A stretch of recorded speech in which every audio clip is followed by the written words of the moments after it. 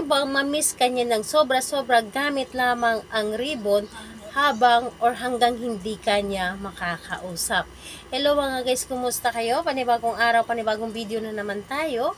And sa araw na ito ay isa na namang video ang aking ituturo sa inyo na simpleng gabay o simpleng pamamaraan na makakatulong sa atin. At bago ang lahat, gusto ko lang mag-disclaimer sa mga taong hindi naniniwala at hindi gusto ang mga kagaya nitong video. Please skip this video and maghanap kayo ng videos na gustong gusto nyo.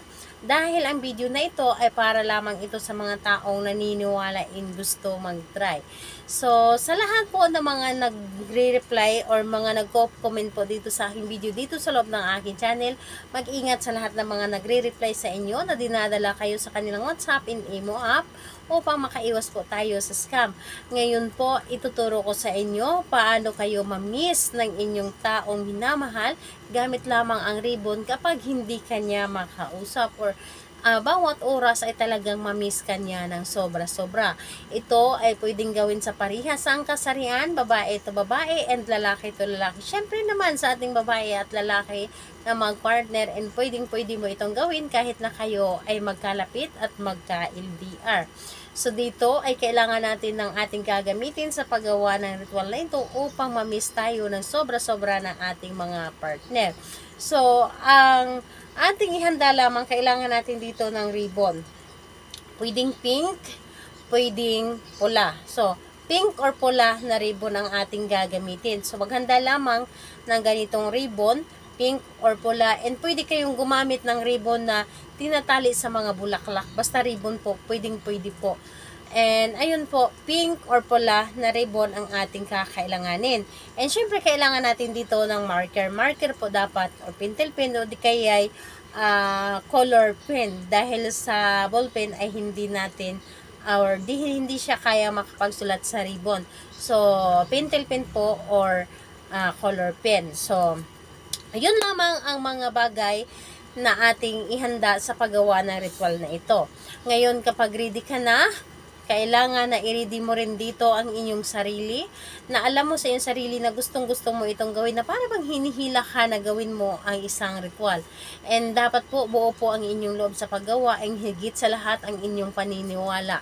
And ayun, kailangan na mag-isa ka lang din na gumawa nito at wala pong dapat na nakakaalam at hindi mo rin ito dapat na ipagsasabi sa kahit kanino. Ngayon, kapag okay na, ready ka na, ay pwede mo na itong simulan. Ang gagawin mo lamang dito sa ribbon po, dito sa ribbon na ito, gamit ang pentel pen or color pen. Isulat po ninyo dito ang pangalan at apelyido ni target. So, pangalan at apelyido ni target, isulat po natin dito sa ribbon. Isulat po natin dito sa ribbon ang pangalan at apelyido ni target. At kapag naisulat nyo na ang pangalan at apelyido ni target, idugtong po ninyo dito na sobra-sobra mo ako ma-miss hanggat hindi mo ako makakausap o hindi mo ako makikita.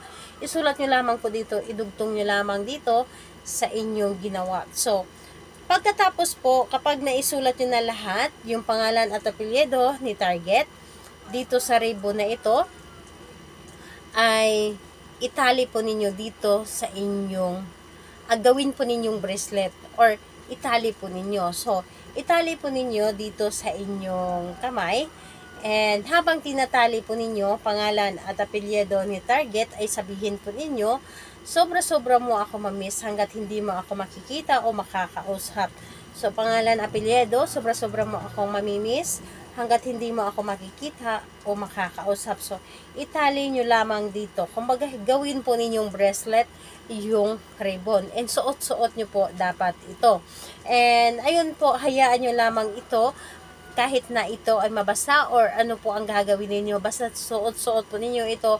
And pwede po ninyo itong gawin or pwede po ninyo itong suotin sa gabi na habang natulog kayo hanggang mag-umaga at tanggalin po ninyo sa umaga para hindi po makikita ng ibang tao. So, suot-suot nyo lang po dapat yung ribbon na ito mula sa inyong pagtulog sa gabi hanggang magdamag. So, ayun po, gawin ito kahit na sa kahit anong araw at kahit anong oras, pwede mo itong gawin.